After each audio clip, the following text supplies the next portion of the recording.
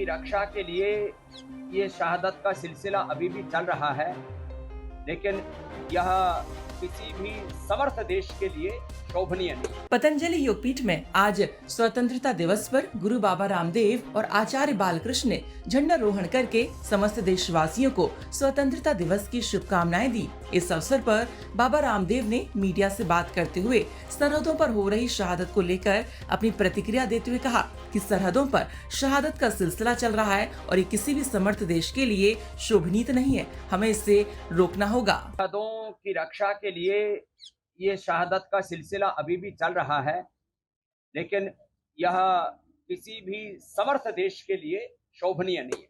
इसलिए हमें ऐसे प्रयत्न तो करने ही पड़ेंगे, हमारे जवानों की कम से कम शहादत हो।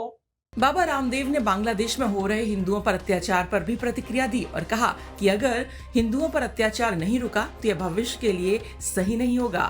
देश में हुआ, जो इससे पहले श्रीलंका में हुआ और अलग अलग मिडिल ईस्ट के कुछ देशों में हुआ, इसमें वैश्विक ताकतें अलग अलग प्रकार के षड्यंत्र करती रही हैं, आगे भी करेंगे। एक ही समाधान है, भारत की एकता अखंडता संप्रभुता को हम बना के रखें, भारत को इतना शक्तिशाली बना लें कि भारत या भारत के जो पड़ोसी देश हैं वहां पर कोई षड्यंत्र ना कर सके।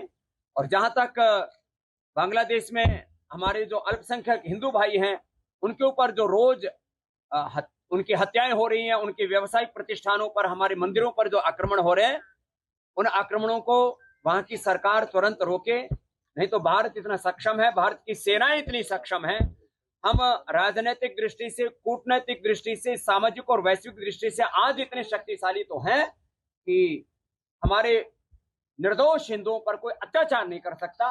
और ये भी अत्याचार नहीं रुका तो इसका अंजाम बहुत बुरा होगा।